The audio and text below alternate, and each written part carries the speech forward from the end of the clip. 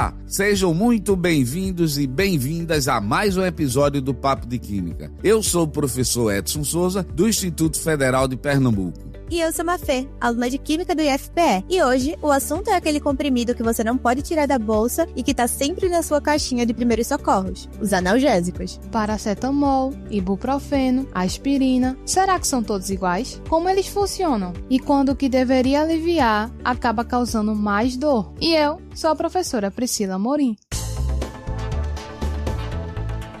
Hoje vamos explorar a química que alivia, mas que também pode causar danos se usada do jeito errado. Vamos mergulhar na ciência por trás desses remédios tão comuns e falar sério sobre um hábito perigoso, a automedicação. Porque o que alivia agora pode causar um problemão depois. Então, fica com a gente e descobre por que consultar um profissional de saúde não é exagero, é inteligência química.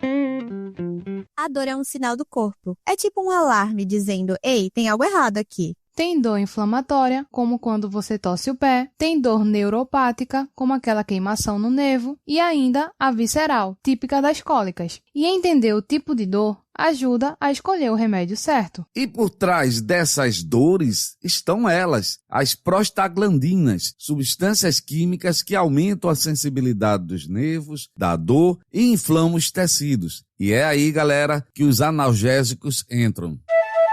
Para entender como os analgésicos funcionam, a gente precisa conhecer duas personagens principais da história da dor, as enzimas COX, ciclooxigenases, e as prostaglandinas. COX? Parece o nome de Android, mas calma, a explicação é bem mais orgânica do que isso. COX significa ciclooxigenase e existem duas principais versões, a COX-1 e a COX-2.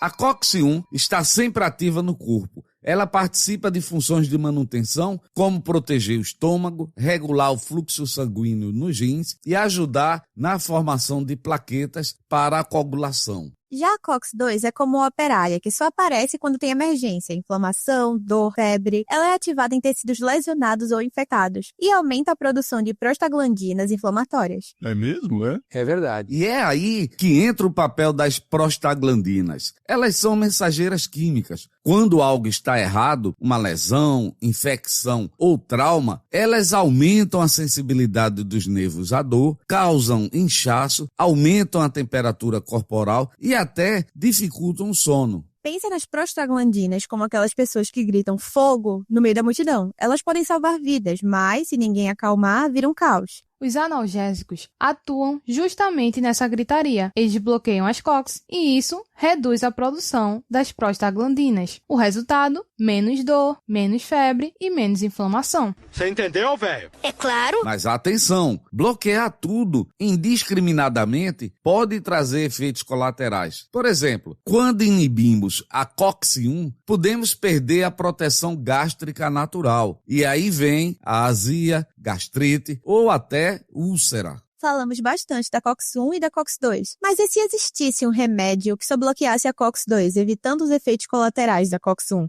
Pois é, e isso existe. São os inibidores seletivos da COX-2, também conhecido como COX-CIBs, como celecoxib ou o heterocoxib. Eles foram desenvolvidos justamente para aliviar a dor e a inflamação sem prejudicar tanto o estômago. Genial, né? Só que tem um porém. Embora eles causem menos efeitos gástricos, estudos mostraram que podem aumentar o risco cardiovascular em certos pacientes, como pressão alta ou histórico de infarto. Ou seja, mesmo sendo mais específicos, esses medicamentos não são isentos de risco. São sim uma opção interessante, mas precisam de indicação médica. Você sabia que a descoberta da ação da aspirina rendeu um prêmio Nobel? Sim, em 1982, John Venn levou o Nobel de Medicina por descobrir como a aspirina inibe a produção de prostaglandinas via COX. Essa descoberta mudou toda a farmacologia da dor e a inflamação e abriu caminho para o desenvolvimento de dezenas de novos medicamentos.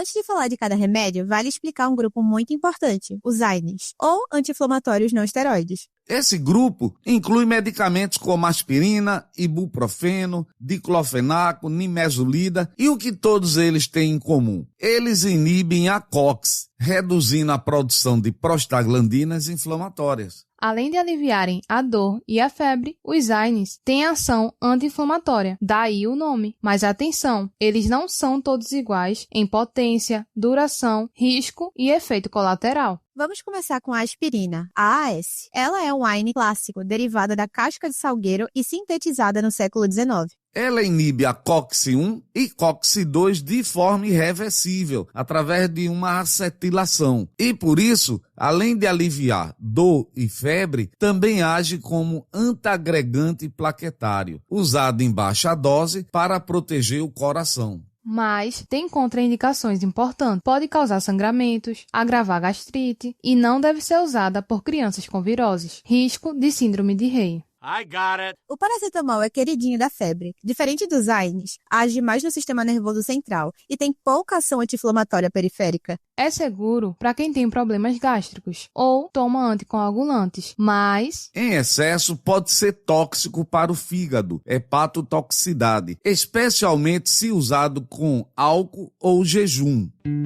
Já o ibuprofeno é um AINE muito usado, que inibe COX-1 e COX-2 de forma não seletiva. É ótimo para cólicas, dores musculares, dor de dente e febre, mas pode irritar o estômago, afetar os rins e elevar a pressão. E não deve ser usado no final da gestação, porque pode afetar a circulação do bebê.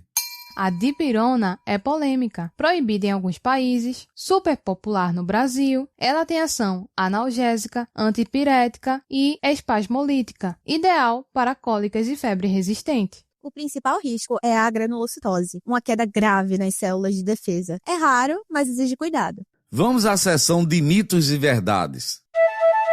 Se um não faz efeito, dobra a dose. Isso é falso, gente. Isso só aumenta o risco de intoxicação. O efeito teto é real. Paracetamol é inofensivo. Mito. Em excesso é um veneno para o fígado. A aspirina de dor e a aspirina do coração são a mesma coisa. Mito, doses e objetivos diferentes. É natural, então é seguro.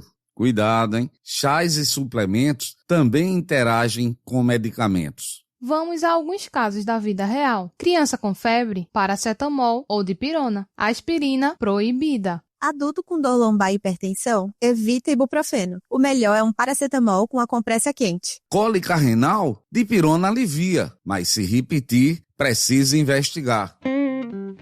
Vamos agora a um checklist de uso seguro. Leia sempre a bula. Evite tomar 2 remédios com o mesmo princípio ativo. Hidrate-se bem. Gestantes, só com liberação médica. Cuidado com álcool, não ultrapasse dose ou intervalo. Dor persistente? Vá ao médico.